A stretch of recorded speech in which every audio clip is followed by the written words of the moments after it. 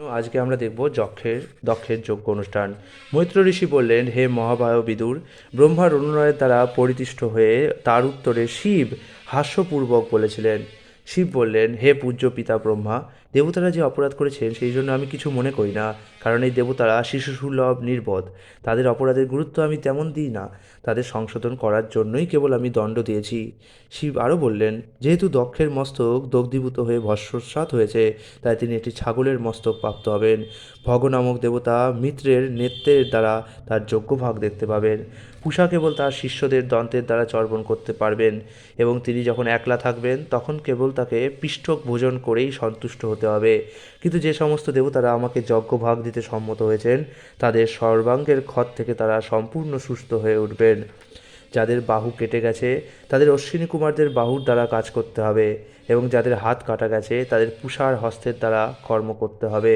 পুরোহিতদেরও সেইভাবে কার্য করতে হবে, আর ভৃগু ছাগলের দ্বারই প্রাপ্ত হবেন। মহর্ষি মৈত্র বললেন, হে বিদুর, সেখানে উপস্থিত সমস্ত ব্যক্তিরা বরদানকারীদের মধ্যে সর্বশ্রেষ্ঠ শিবের বাণী শ্রবণ করে অন্তরে অত্যন্ত সন্তুষ্ট হয়েছিলেন। তারপর মহর্ষি প্রধান ভৃগু শিবকে যজ্ঞস্থলে আসতে আমন্ত্রণ জানিয়েছিলেন। এইভাবে ঋষিগণ, শিব ও ব্রহ্মাসহ দেবতারা সেই স্থানে গিয়েছিলেন যেখানে মহাযজ্ঞ অনুষ্ঠিত হচ্ছিল। সব কিছু ঠিক শিবের নির্দেশ অনুসারে সম্পন্ন হওয়ার পর দক্ষের দেহে যজ্ঞের নিমিত্ত পশুর মস্তক যোজনা করা হয়েছিল।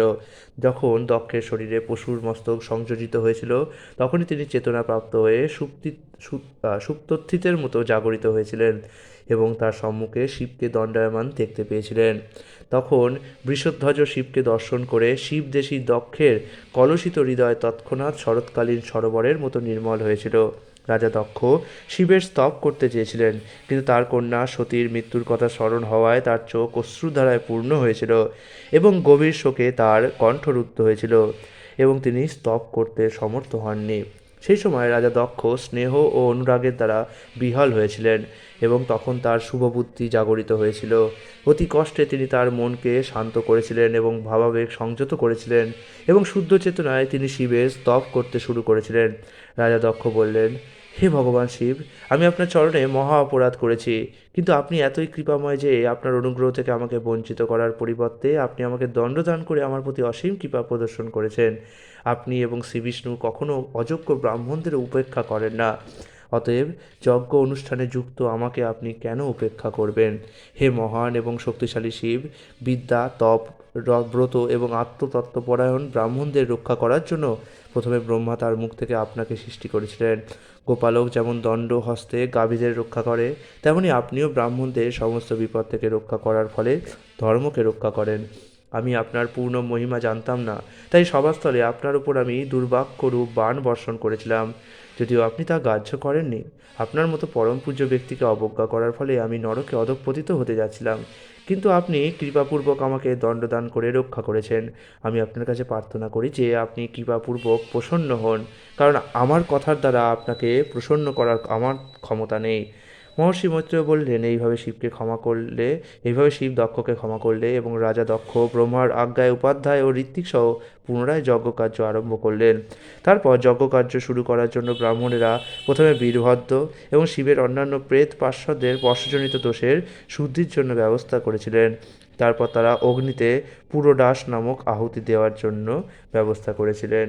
মহর্ষি মৈত্র বিদুরকে বললেন, হে প্রিয় বিদুর, বিশুদ্ধ চিত্তে রাজা দক্ষ যজুর্বেদীয় মন্ত্রসহ যজ্ঞে ঘৃতাহুতি দেওয়া মাত্রই ভগবান বিষ্ণু তার আদি নারায়ণ রূপে সেখানে প্রকট হয়েছিলেন।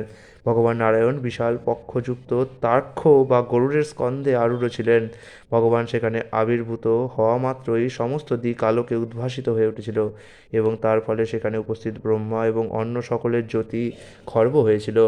তার অঙ্গকান্তি শ্যামবর্ণ, বস্ত্র স্বর্ণের মতো পীত, এবং তার কিরীট সূর্যের মতো দেদীপ্যমান। তার কেশরাশি ভ্রমরের মতো নীলাভ, এবং তার মুখমণ্ডল কর্ণকুণ্ডল শোভিত। তার ৮ হাতে শঙ্খ, চক্র, গদা, পদ্ম, ধনুক, বাণ, ঢাল ও তরবারি, এবং তার বাহু সকল বলয়, অঙ্গদ আদি স্বর্ণ আবরণে সজ্জিত। তার সারা অঙ্গ পুষ্পিত বৃক্ষের মতো শোভা ধারণ করেছিল। ভগবান শ্রীবিষ্ণুর বক্ষস্থলে লক্ষ্মীদেবী এবং কণ্ঠে বনফুলের মালা বিরাজিত ছিল, তাই তাকে অসাধারণ সৌন্দর্যমণ্ডিত দেখাচ্ছিল। তার মুখমণ্ডল মধুর হাসির দ্বারা সুশোভিত ছিল, যা সারা জগৎকে বিশেষ করে ভক্তদের মোহিত করতে পারে। তার উভয় পার্শ্বে শ্বেত হংসের মতো শ্বেত চামর আন্দোলিত হচ্ছে এবং তার মাথার উপরে চন্দ্রের মতো শ্বেত চন্দ্রাতপ বিরাজ করছে। ভগবান শ্রী বিষ্ণুকে দেখে ব্রহ্মা, শিব, গন্ধর্ব এবং সেখানে উপস্থিত সমস্ত দেবতাগণ সকলে তাদের সশ্রদ্ধ প্রণতি দণ্ডবত নিবেদন করেছিলেন। নারায়ণের দেহ নির্গত রশ্মি ছটায় প্রভাবে সকলে স্নান হয়েছিল এবং সকলেই নীরব হয়েছিলেন। সম্ভ্রম এবং শ্রদ্ধায় ভয়ভীত হয়ে উপস্থিত সকলেই গীতাঞ্জলি পুটে অবনত মস্তকে অধ্যক্ষজ পরমেশ্বর ভগবানের স্তব করতে উদ্যত হয়েছিলেন। যদিও ব্রহ্মাদি দেবতারাও ভগবানের অনন্ত মহিমা অনুমান করতে অসমর্থ, তবুও ভগবানের কৃপায় তারা তার চিন্ময় রূপ দর্শন করতে পেরেছিলেন। কেবল তার সেই কৃপার প্রভাবেই তারা তাদের সামর্থ্য অনুসারে তার প্রতি স্তব নিবেদন করতে পেরেছিলেন। যখন ভগবান বিষ্ণু যজ্ঞের নিবেদিত আহুতি গ্রহণ করলেন, তখন প্রজাপতি দক্ষ অত্যন্ত আনন্দ সহকারে তার স্তুতি করতে আরম্ভ করেছিলেন। পরমেশ্বর ভগবান প্রকৃতপক্ষে সমস্ত যজ্ঞের ঈশ্বর এবং সমস্ত প্রজাপতিদের গুরু, এবং তিনি নন্দ ও সুনন্দ আদি পার্শ্বদের দ্বারাও সেবিত। পরমেশ্বর ভগবানকে সম্বোধন করে দক্ষ বললেন, হে প্রভু, আপনি কল্পনাপ্রসূত সমস্ত অবস্থার অতীত। আপনি সম্পূর্ণরূপে চিন্ময়, নির্ভয় এবং সর্ব অবস্থাতেই আপনি মায়াধীশ। যদিও আপনি জড় প্রকৃতিতে আবির্ভূত হন, কিন্তু আপনি মায়াতীত। আপনি সর্বদাই জড় কলস থেকে মুক্ত, কেননা আপনি সম্পূর্ণরূপে স্বতন্ত্র। ভগবানকে সম্বোধন করে ঋত্বিকেরা বললেন, হে ভগবান, আপনি জড় কলসের অতীত। শিবের অনুচরদের অভিশাপের ফলে আমরা সকাম কর্মে আসক্ত হয়েছি এবং তার ফলে আমরা এখন অধঃপতিত হয়েছি এবং আপনার বিষয়ে তাই আমরা কিছুই জানি না। যজ্ঞ করার অজুহাতে আমরা এখন বৈদিক জ্ঞানের 3টি বিভাগের অনুশাসনে জড়িয়ে পড়েছি। আমরা জানি যে আপনি দেবতাদের স্বীয় ভাগ প্রদান করার আয়োজন করেছেন। সবার সদস্যরা ভগবানকে সম্বোধন করে বললেন, হে সন্তপ্ত জীবেদের একমাত্র আশ্রয়, বদ্ধজীবনের এই দুর্ভেদ দুর্গে কালরূপী সর্প সর্বদা দংশন করতে উদ্যত হয়েছে। এই জগৎ তথাকথিত সুখ এবং দুঃখের গর্তে পূর্ণ এবং সেখানে বহু হিংস্র পশু সর্বদা আক্রমণ করতে উদ্যত। শোকরূপী অগ্নি সর্বদা সেখানে জ্বলছে এবং অলীক সুখের মরীচিকা সর্বদা জীবকে প্রলোভিত করছে, কিন্তু তা থেকে কারো আশ্রয়ের কোনো স্থান নেই। তাই অজ্ঞ ব্যক্তিরা জন্মমৃত্যুর চক্রে সর্বদা তাদের তথাকথিত কর্তব্যের ভারে ভারাক্রান্ত হয়ে বাস করছে এবং আমরা জানি না কখন তারা আপনার শ্রীপাদপদ্মের আশ্রয় গ্রহণ করবে। শিব বললেন, হে ভগবান, আমার মন এবং চেতনা নিরন্তর আপনার শ্রীপাদপদ্মে স্থির থাকে, যা সমস্ত অভীষ্টপ্রদ হওয়ার ফলে সমস্ত মুক্ত মহর্ষিদের দ্বারা পূজিত। আপনার চরম কমলে আমার মন স্থির হয়েছে বলে যারা আমার কার্যকলাপ অশুভ বলে আমার নিন্দা করে, তাদের দ্বারা আমি আর বিচলিত হই না। তাদের দোষারোপে আমি কিছু মনে করি না এবং দয়া পরবশত হয়ে আমি তাদের ক্ষমা করি, ঠিক যেমন আপনি সমস্ত জীবেদের প্রতি আপনার করুণা প্রদর্শন করেন। শ্রী ভিগু বললেন, হে ভগবান, ব্রহ্মা থেকে শুরু করে একটি ক্ষুদ্র পিপীলিকা পর্যন্ত সকলেই আপনার দুর্লঙ্ঘ মায়ার প্রভাবে আচ্ছন্ন এবং তার ফলে তারা তাদের স্বরূপ সম্বন্ধে অবগত নয়। প্রত্যেকেই তার দেহটিকে তার স্বরূপ বলে মনে করে এবং তার ফলে তারা মোহের অন্ধকারে আচ্ছন্ন। আপনি যে প্রত্যেক জীবের হৃদয়ে পরমাত্মারূপে বিরাজ করেন তা তারা বুঝতে পারছে না, এমনকি তারা আপনার পরম পদও বুঝতে পারে না। কিন্তু আপনি হচ্ছেন সমস্ত শরণাগত জীবের সুহিত এবং রক্ষক। তাই আপনি আমাদের প্রতি কৃপা পরবশ হয়ে আমাদের সমস্ত অপরাধ ক্ষমা করুন।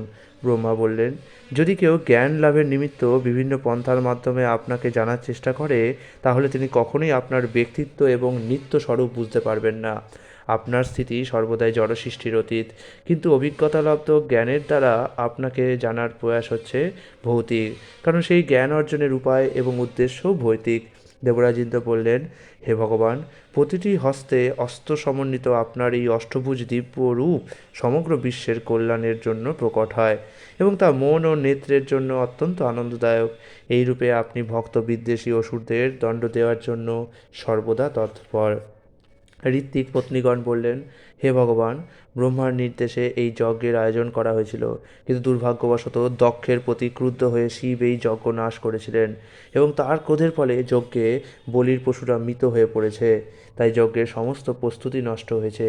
এখন আপনার পদ্মপলাশ লোচনের দৃষ্টিপাতের দ্বারা এই যজ্ঞস্থলকে পুনরায় পবিত্র করুন। ঋষিরা প্রার্থনা করেছিলেন, হে ভগবান, আপনার কার্যকলাপ পরম অদ্ভুত এবং যদিও আপনি আপনার বিভিন্ন শক্তির দ্বারা সব কিছু সম্পাদন করেন, তবুও আপনি সেই সমস্ত কার্যকলাপের প্রতি মোটেই আসক্ত নন। এমনকি আপনি লক্ষ্মী দেবীর প্রতিও আসক্ত নন, যার কৃপা লাভের জন্য ব্রহ্মার মতো মহান দেবতারাও তার পূজা করেন। সিদ্ধগণ প্রার্থনা করেছিলেন, হে ভগবান, দাবানলকৃষ্ট হস্তি যেমন নদীর জলে প্রবেশ করে তার সমস্ত ক্লেশ ভুলে যায়, তেমনি আমাদের মন আপনার দিব্য লীলামৃতের নদীতে সর্বদা নিমজ্জিত থাকা থাকার ফলে সেই চিন্ময় আনন্দ কখনোই পরিত্যাগ করতে চায় না, যা ব্রহ্মানন্দের থেকেও অধিক আনন্দদায়ক। দক্ষ পত্নী প্রার্থনা করেছিলেন, হে ভগবান, আপনি যে যজ্ঞস্থলে আবির্ভূত হয়েছেন তা অত্যন্ত সৌভাগ্যজনক। আমি আপনাকে আমার সশ্রদ্ধ প্রণতি নিবেদন করি এবং আমি আপনার কাছে অনুরোধ করি যেন আপনি এই উপলক্ষে প্রসন্ন হন। আপনি ব্যতীত এই যজ্ঞস্থল ঠিক একটি মস্তকহীন কবন্দের মতো শ্রীহীন। বিভিন্ন লোকপালেরা বললেন, হে ভগবান, আমরা কেবল আমাদের প্রত্যক্ষ অনুভূতিকেই বিশ্বাস করি, কিন্তু এই পরিস্থিতিতে আমরা জানি না যে আমরা আমাদের জড় ইন্দ্রিয়ের দ্বারা আপনাকে দর্শন করেছি কিনা। আমাদের জড় ইন্দ্রিয়ের দ্বারা আমরা কেবল এই দৃশ্য জগতই দর্শন করতে পারি, কিন্তু আপনি পঞ্চভূতের অতীত, আপনি ষষ্ঠ তত্ত্ব, তাই আমরা আপনাকে জড় জগতের সৃষ্টিরূপে দর্শন করছি। মহাযোগীগণ বললেন, হে ভগবান, যারা আপনাকে সমস্ত জীবের পরমাত্মা রূপে জেনে আপনাকে তাদের থেকে অভিন্ন রূপে দর্শন করেন, তারা নিশ্চয়ই আপনার অত্যন্ত প্রিয়। যারা আপনাকে প্রভু বলে মনে করে এবং নিজেদেরকে আপনার দাস বলে মনে করে আপনার ভক্তিময় সেবায় যুক্ত থাকে, তাদের প্রতি আপনি অত্যন্ত কৃপাপরায়ণ হন। আপনি তাদের প্রতি সর্বদা অনুকূল। আমরা পরমেশ্বর ভগবানকে আমাদের সশ্রদ্ধ প্রণতি নিবেদন করি, যিনি বিভিন্ন প্রকার বস্তু উৎপাদন করেছেন এবং তাদের সৃষ্টি, পালন এবং বিনাশের জন্য তাদের জড়জগতের 3টি গুণের বশীভূত করেছেন। তিনি স্বয়ং বহিরঙ্গা শক্তির নিয়ন্ত্রণাধীন নন। তার স্বরূপে তিনি জড়গুণের বৈচিত্র্য থেকে সম্পূর্ণরূপে ভিন্ন এবং মায়ার ভ্রান্ত পরিচিতি থেকে মুক্ত। মূর্তিমান বেদগণ বললেন, হে ভগবান, আমরা আপনাকে আমাদের সশ্রদ্ধ প্রণতি নিবেদন করি কারণ আপনি সত্যগুণের আশ্রয় হওয়ার ফলে সমস্ত ধর্ম, তপস্যা এবং কীর্তি সাধনের উৎস। আপনি সমস্ত ভৌতিক গুণের অতীত এবং কেউই আপনাকে অথবা আপনার প্রকৃত স্থিতি জানে না। অগ্নিদেব বললেন, হে ভগবান, আমি আপনাকে আমার সশ্রদ্ধ প্রণতি নিবেদন করি, কারণ আপনার কৃপায় আমি প্রজ্বলিত অগ্নির মতো তেজস্বী এবং যজ্ঞে নিবেদিত ঘৃত মিশ্রিত হবি স্বীকার করি। যজুর্বেদ অনুসারে 5 প্রকার হবি আপনারই বিভিন্ন শক্তি এবং 5 প্রকার বৈদিক মন্ত্রে আপনি পূজিত হন। যজ্ঞ বলতে পরমেশ্বর ভগবান আপনাকেই বোঝানো হয়। দেবতারা বললেন, হে ভগবান, পূর্বে প্রলয়ের সময় আপনি জড়জগতের বিভিন্ন শক্তি সংরক্ষণ করেছিলেন। সেই সময় সনকাদি ঊর্ধ্ব লোকবাসীরা আধ্যাত্মিক জ্ঞানের দ্বারা আপনার ধ্যান করেছিলেন। অতএব আপনি হচ্ছেন আদি পুরুষ এবং আপনি প্রলয় বাড়িতে শেষনাগ শয্যায় শয়ন করেন। এখন আপনি আপনার সেবক আমাদের সম্মুখে প্রকট হয়েছেন। দয়া করে আপনি আমাদের রক্ষা করুন। গন্ধর্বেরা বললেন, হে ভগবান, শিব, ব্রহ্মা, ইন্দ্র আদি সমস্ত দেবতাগণ এবং মরীচি আদি মহর্ষিগণ কেবল আপনার দেহের বিভিন্ন অংশ। আপনি হচ্ছেন পরম শক্তিমান বিভু। সমগ্র বিশ্ব আপনার ক্রীড়ার উপকরণ মাত্র। আমরা সর্বদাই আপনাকে পরমেশ্বর ভগবান বলে স্বীকার করি এবং আমরা আপনাকে আমাদের সশ্রদ্ধ প্রণতি নিবেদন করি। বিদ্যাধরেরা বললেন, হে ভগবান, এই মনুষ্য শরীর সর্বোচ্চ সিদ্ধি লাভের জন্য, কিন্তু আপনার বহিরঙ্গা শক্তির বশীভূত হয়ে জীব ভ্রান্তিবশত তার দেহকে আত্মা বলে মনে করে এবং তার ফলে মায়ার দ্বারা প্রভাবিত হয়ে সে জড় সুখভোগের মাধ্যমে সুখী হতে চায়। পথভ্রষ্ট হয়ে সে সর্বদা অনিত্য মায়িক সুখের প্রতি আকৃষ্ট হয়। কিন্তু আপনার দিব্য কার্যকলাপ এতই প্রবল প্রভাব সম্পন্ন যে কেউ যদি সেই বিষয়ে শ্রবণ এবং কীর্তনে যুক্ত হয়, তাহলে তিনি এই মোহ থেকে উদ্ধার লাভ করতে পারেন।